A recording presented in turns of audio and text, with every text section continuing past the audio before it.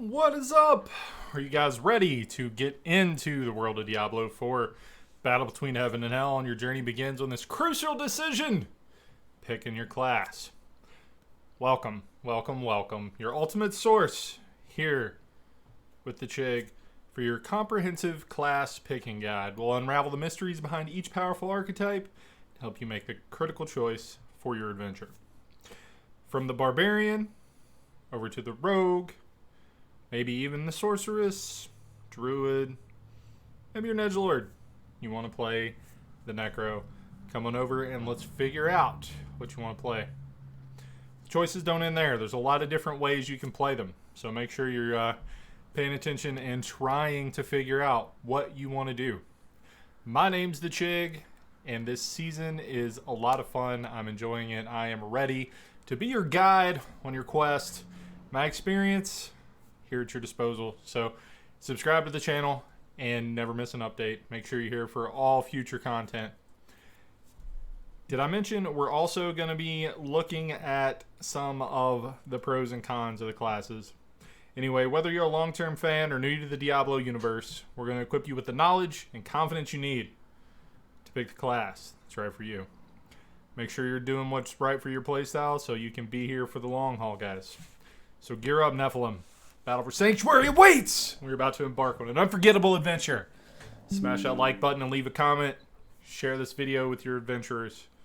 Stay tuned here on my channel for all things Diablo 4. So, Barb, big bonk boy. Tanky, smack him in the mouth. Hit the ground with a hammer. Whirlwind, rend, there's a couple of good builds. Couple of cool things. In this video, I am running around with one of my buddies. I am playing Whirlwind. I am just doing the thing, right? So, I don't know. It starts out kind of rough to level, so let's start out with the pros. The pros of the Barbarian are the scaling. Once you get leveled up and get some gear and get the right aspects and get the right itemization, like, you are strong, real strong. You get real strong real quick. However, leveling up is slow. A lot of the times you're going to have to bump the game down to World Tier 1. It's going to be a little rough because, you just don't have super fast clear. You don't have super strong anything really until you get rolling. That being said, if you go get the aspects from the dungeons early, you can roll through and level as Hoda and go absolutely nutso. You can destroy things with Hoda as you're leveling up. Hoda is such a good build for leveling that it is ridiculous. So if you are trying to play a Barbarian and you're trying to get started, starting out leveling as Hoda and then switching over to one of the other builds later once you get some of the aspects is what I would recommend. But, there are a lot of really specific aspects you need in order to be able to play the builds properly, which, is a blessing and a curse because it gives you things to chase, but at the same time, it makes it where the build just doesn't work as well as it should prior to getting those items. So you got to kind of take the good with the bad on that. So the cons of the Barbarian, we already talked about a couple of them. Leveling up sucks. Obviously, it's going to be better with the Altars of Lilith, like having the powers starting out, having the extra talent points and stuff. You're going to be able to start out on World Tier 2. But don't be afraid when you're leveling on World Tier 2 as your Barbarian to go ahead and bump it down to World Tier 1 to be able to do a little better. As soon as it's taking you longer, substantially longer to kill the mobs on World Tier 2, you need to bump it down to World Tier 1. Other than that, though, that's basically the only downside I have to the Barbarian, other than being strictly melee and not having a ton of mobility. That being said, though, you do get some mobility skills. You do have some movement speed things in the tree that make all of that better. So a lot of the problems that you have with the Barbarian do start to get taken out of the equation later on as you start getting more stats, start getting better gear, start getting the right itemization. Some of the things that are an annoyance do start to become better. So don't let that be the deterrent. If your fantasy that you want to play is the melee big bonk boy that jumps into battle and goes ham on everybody's face, I would 100% recommend just going ahead and knocking out the Barbarian, sticking to it, rolling through it, and becoming a wrecking ball of nastiness once you start getting items. Another one of the huge pros is how hard they scale, because you get 4 weapons instead of 2, 4 weapons instead of 3. So you just get to go ham, right? Unfortunately, I know myself and I could ramble about Barbarians forever because it's my most played class in every Diablo game I've played. So I'm going to keep this one short. The TLDR sucks to level, scales hard. There's 2 or 3 good builds at the end game. You can basically do what you want. There's a couple of different ways you can build it. There's even a Thorns build that goes ham. Like, it's a lot of fun. I did it to level. What is up? This is the Chick coming at you with another Diablo 4 video. Today we're going to be talking about the Rogue and why it should or shouldn't be your main for Season 1. Before we get started, go ahead and hit that like button, hit that subscribe button. Do not forget, once we hit 1,000 subscribers, we're having a giveaway. Going to be giving away a copy of Diablo 4 or a video game of your choice. Anyway, let's hop right into it. So as you can see in the background, this is me running around like a chicken with my head cut off on my Rogue. So let's talk about some of the reasons why you should play Rogue. Build diversity. There are several builds that are viable for the Rogue.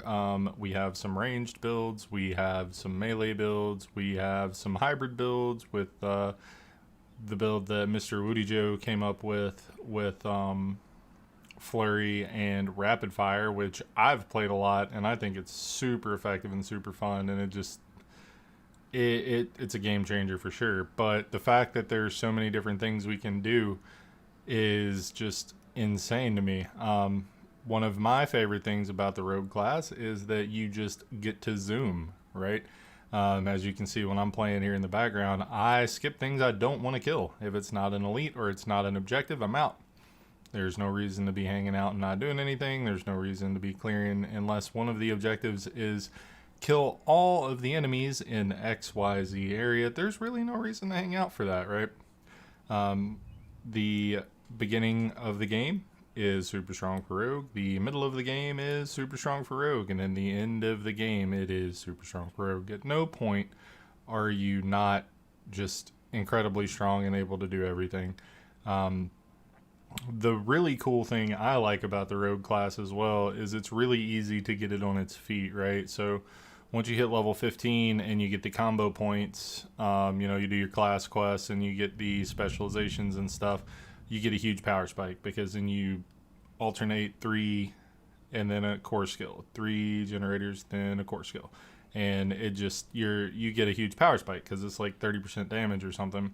And it scales on all of your damage, right? So like if your imbuement is on that skill, it hits that, a lot of the aspects are really easy to get early. A lot of them come from the codex. You can put together a really competent build for the Rogue and start rickrolling the game really early by going and doing a handful of dungeons and just upgrading yellows. So you can really hit the ground running with this class, and I think that's really cool to be able to do early in the game. And I'm thinking it is going to be one of the first classes, if not the first class, to hit 100 this season. Obviously, we don't know much about the season theme and stuff yet. We don't know how much of a game changer that's going to be for leveling. We don't know how much of a game changer that's going to be for the XP meta and stuff. I'll be coming out with a leveling guide soon for Season 1, which is super easy and straightforward. I've seen a couple that aren't, and I'm just going to make one that is, so that's the thing. So some more good things about the Rogue. Once you get rolling, like, it's super easy. One of the best things is you get a decent two-hander and you put your strong aspect on it. If you're playing melee, you never have to re-roll that one. You can wait until you get a really strong item and then re-roll it later, because your damage and stuff on your two-hander doesn't matter. Also, on the other side of that coin is if you are playing a ranged build and you're not using your melee skills, then you can do the opposite. You can put really strong aspects on your weapons that are melee, and you don't have to worry about it until later on once you start actually getting huge upgrades as far as multipliers and stuff. Another really good thing about the rogue is it's super easy to get off the ground. Once you hit level 50, once you hit level 60 and you're up and you're farming stuff and you're doing nightmare dungeons, like just the kit of the rogue itself makes it really good to play with and really fast and really effective and just get you rolling through the game. Now let's talk about some of the cons of the rogue. You're squishy. Your positioning matters. Like just about every build for the rogue, with the exception of the flurry build, which just always has to be in melee, you are squishy. Your positioning is huge. You have to be able to make sure not only are you standing in the right spot, but once you're ready to do your burst, you got to make sure after 1.5 seconds of however many stabs, you're standing in the right spot again. So as you can see a lot in my gameplay here, like I'll stab a couple of times and then I'll dash through the enemies, or I'll stab a couple of times and then I'll shadow step, or if I've stabbed a couple of times, I will go stand in the middle of a bunch of enemies because I know my daggers are about to come to me and use the aspect to spin around me. So there's a lot of things to be aware of. You're also really cooldown and resource reliant in this build. So most of the builds for the rogue are pretty chill for the most part, but some of them are really skill intensive. So some of the classes, the skill floor is really low and the skill ceiling is really high. One of the cons of the rogue is the skill floor is substantially higher than the skill floor for some of the other classes when you're starting out, and that's specifically for a couple of the builds. Like the positioning and stuff for the flurry is a lot easier than the positioning and stuff for twisting blades, because you know you got to pull your blades through the enemies. The further they go, the more damage they do. So like you just have to be really aware of a lot of things when you're playing a lot of these builds, and some of them are just super straightforward. Like some of the ranged builds, you just shoot stuff in the face, it blows up and it dies. There's really no reason to be worried if that is your concern. But if you want a melee build and you know you're thinking, oh hey, I'm gonna go play twisting blades, be prepared for the learning curve that comes with twisting blades, which a lot of you are going to be cool with and a lot of you aren't going to be cool with. But besides that, you know, that's probably the biggest thing, being squishy in the positional requirements. The TLDR, the class is great. I love it. I'm probably going to main it. I'm still torn between the Druid and the Rogue. Please feel free to leave it in the comments if you think one or the other would be better, or one or the other was something you'd want to see more content on, etc., because I am 100% going to be maxing both of those. It's just which one am I going to be maxing first. I'm going to be doing a 36-hour stream on release day next week, so make sure you're sticking around for that. That's going to be a lot of fun. And yeah, looking forward to seeing you guys out in Sanctuary. Hopefully this was a little helpful in making you help make your decision here with if you should or should not play the Rogue. I personally recommend this to everybody. It does have some beginner-friendly builds, and it has some pro-friendly builds. So get out there and try it, and as you get more comfortable with the builds and with the skills, try other things. That's one of the great things about the Rogue. Anyway, I'll see you guys out there, and catch you later. Damage. The end of the game, they are some of the strongest. You have options. You can run around with your Bone Boys, you can run around with your minions, or you can sacrifice them to get buffs, which I think is a really cool addition to the game. You're able to sacrifice your summons in order to get some sort of buff per what type of summon you sacrifice. So there's a lot of different options. I couldn't go through them all without pulling them up, and I just kind of want to give you the general overview here for this. So some more pros. The damage is obscene. At no point, with or without gear, did I ever feel like I was not absolutely decimating everything I fought. The amount of damage you do with your core abilities as well as your corpse abilities. So your spirit spenders and your corpse spenders just do obscene amounts of damage all the time. Your minions do good damage. The hard thing's keeping them alive. There's a couple different ways you can keep them alive, though, so you can't worry too much about that. Otherwise, you're pretty good to go for the most part. As you're leveling, you know, things scale up around you, and literally you just delete the world. It's super easy. At no point on World Tier 1 or World Tier 2 did I ever feel like I was struggling. At no point did I ever feel like I needed to go like, oh, hey, maybe I shouldn't be doing this.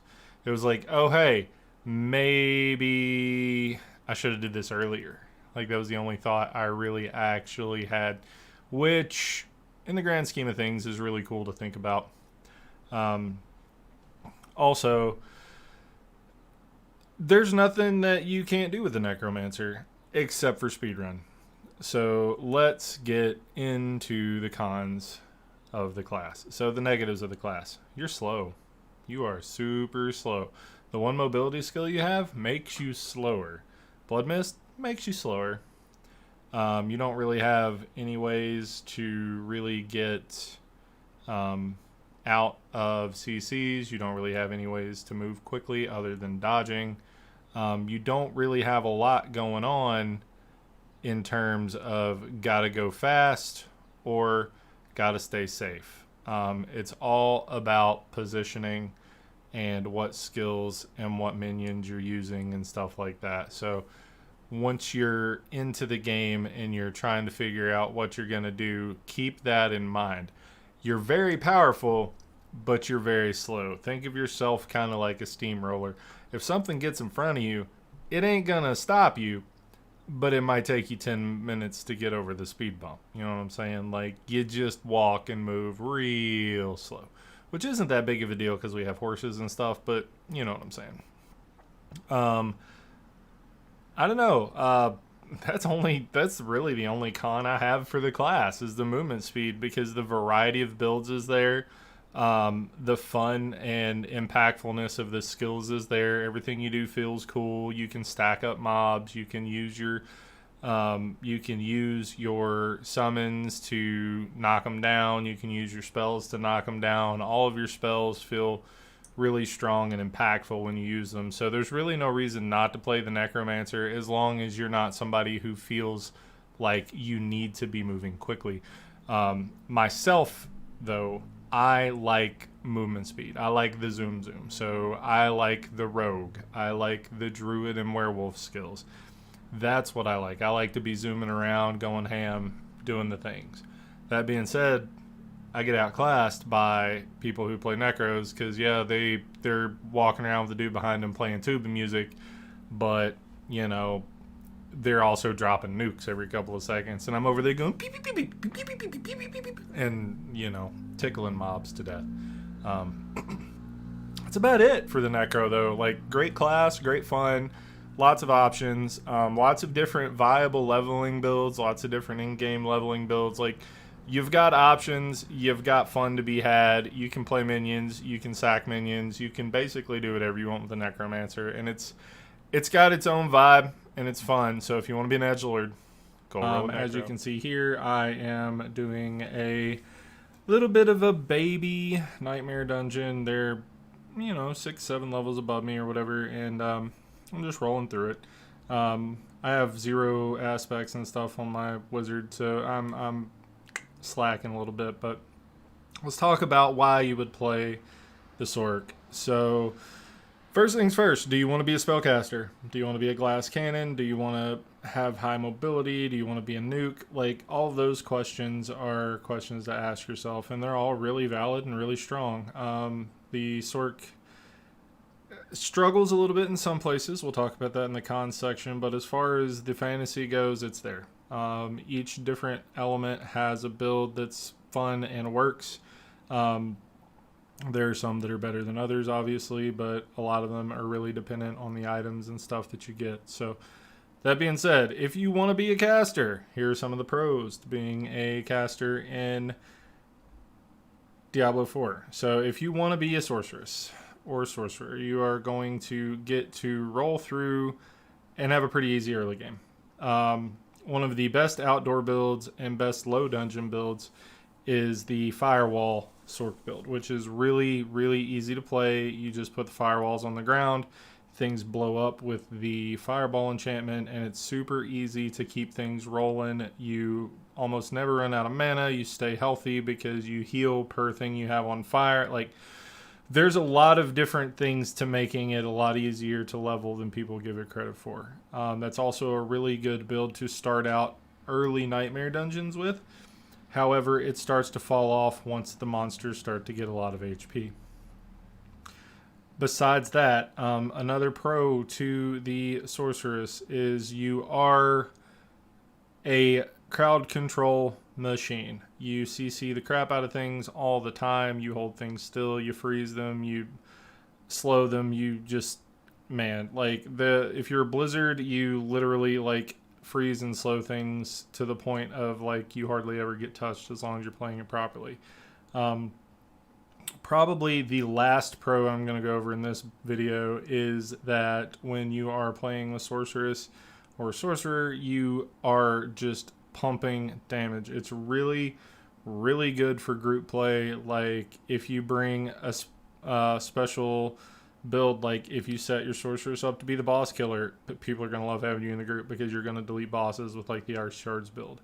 If you set your sorceress up to be a trash killer and you bring Blizzard, people are going to love you because you're just going to be deleting everything. You're just not going to be the strongest single target. Like, if you specialize your sorcerer into a certain style of play, something that you want to accomplish, you are going to be successful, especially if you have friends to play with.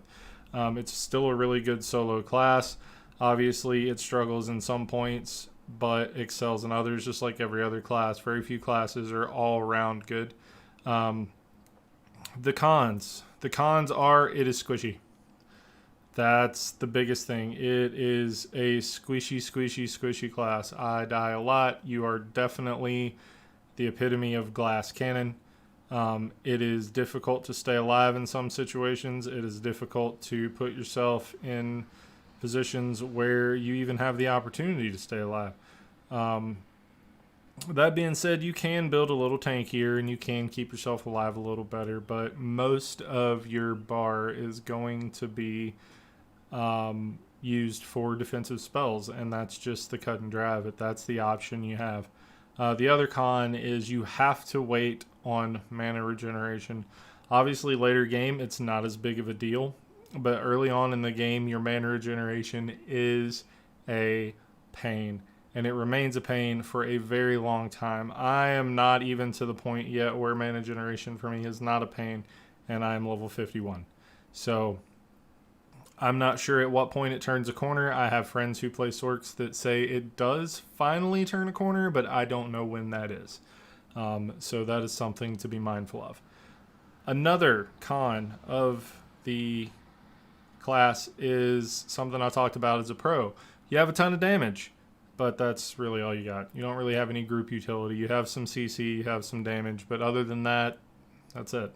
So if the mobs live long enough to not be CC'd to death, or if you having huge damage isn't enough to offset the difficulty of the content then you're in, then you kind of start to fall off, which is kind of a disheartening thing to think about, but it is the reality of the situation. But overall, I would say that this class is amazing. It is a lot of fun. My favorite build is an off-meta build with the firewall. I really enjoy the slow, methodical burn, putting things onto the ground, kiting people through it, running through it myself to get move speed increases. Like, I enjoy all of those aspects of it. There are a couple of different builds that are viable that work out in the end game, and you do have a little bit of variety. So I would definitely recommend playing this class if you want to be the caster, because this is definitely fitting that role in this game, and it definitely does a really good job. Just like every other class in the game, it could use some work, but it is definitely killing it, and it would be a lot of fun if that is the fantasy you're going for.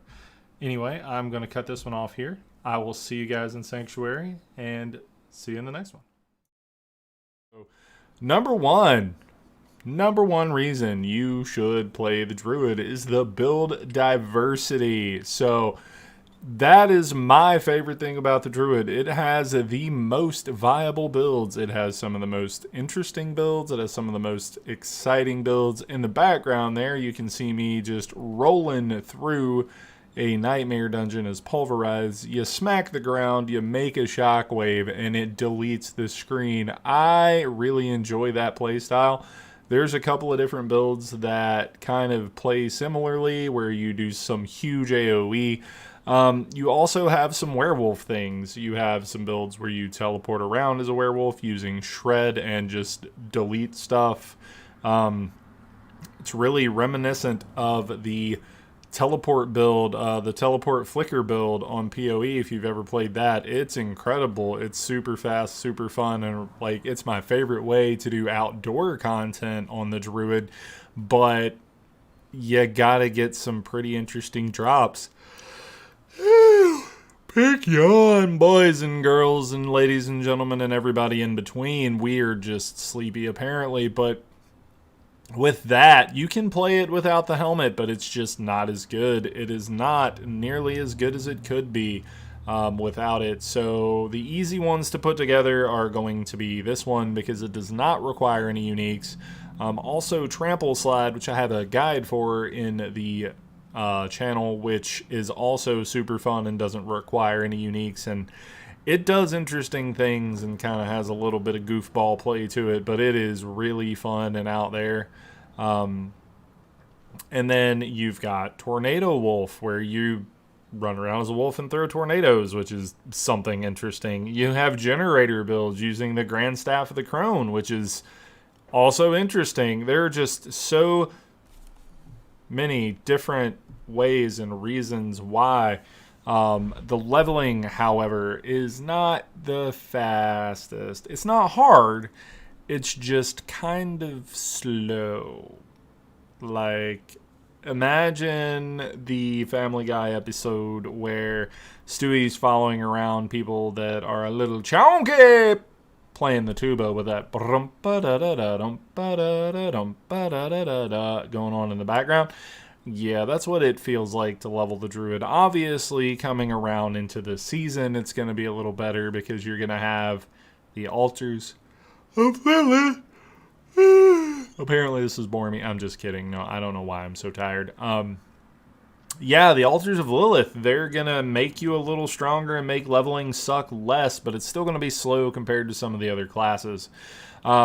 The leveling builds for the Druid, there are a couple that are noteworthy. One is Pulverize. It does do decently. You can get a really decent aspect for Pulverize early on and make it work really well for leveling because you get the Earthquake out from under your hands. And if you do happen to get the Shockwave while you're leveling, you just can go ham after that. Also, the Shred build for leveling is a little slower, but also does really well. Tornado is typically the go-to. I will make a video that is the best build for each class for leveling as we get a little closer, and I will try to showcase those as well. But I'm not certain I'll have enough time to be able to level up characters far enough to show you all of the skills and also all of the points in use between now and the time that it drops. But I think the TLDR with the Druid is it gives you flexibility, because if you don't like the way one thing plays, you can play something else. If you don't like the way XYZ plays, you can do something else. It has some really easy to build into builds that will make it where you can farm the other things, and makes it a little easier to get everything situated for actually playing the class, because it does not take a lot to get it off the ground once you hit level 50 and start getting those Paragon points and the capability to do Nightmare Dungeons. The biggest drawback is there are a few builds that do require uber uniques, not necessarily on the level of like the Harlequin quest. Wow, Harlequin crest, as apparently it's so rare it's even hard to say. But getting the wolf's head helm thing that I can't ever remember the name of, storm hat boy, that makes it where your werewolf skills or lightning skills, that one, I've not seen one. Period. I'm level 83-ish. Yeah, level 83. And, yeah, that's what it is. I'm getting bored of not having the hat. That's what it is. But getting the helmet unlocks so many builds and makes so many builds better. Like, there are just so many things that get better when you get the helmet that it's almost required for a lot of them. And other than that, you know, you have the waxing gibbous unique one-hander that makes it where you teleport around, or not teleport around. It makes it when you teleport around after killing an enemy. After you kill an enemy, you have a couple of seconds of stealth, and then you have 100% crit chance after exiting that stealth. You know, things like that. It does have some uniques that are built around that are really strong and really fun, but it also has uniques that are required to play the builds, which, if it's worth it to you, play the Druid. If it's not worth it to you, maybe play something else. I, for one, don't like the idea of having to be shoehorned into playing not what I want, because it just doesn't work without XYZ, right? Like, I can't. I really wanted to play Tornado Wolf, but I cannot. So, whoop. Oh my god, I keep yawning. I'm so sorry. I promise I'm not bored. I'm just sleepy. I don't know. But yeah, so that's the Druid. That's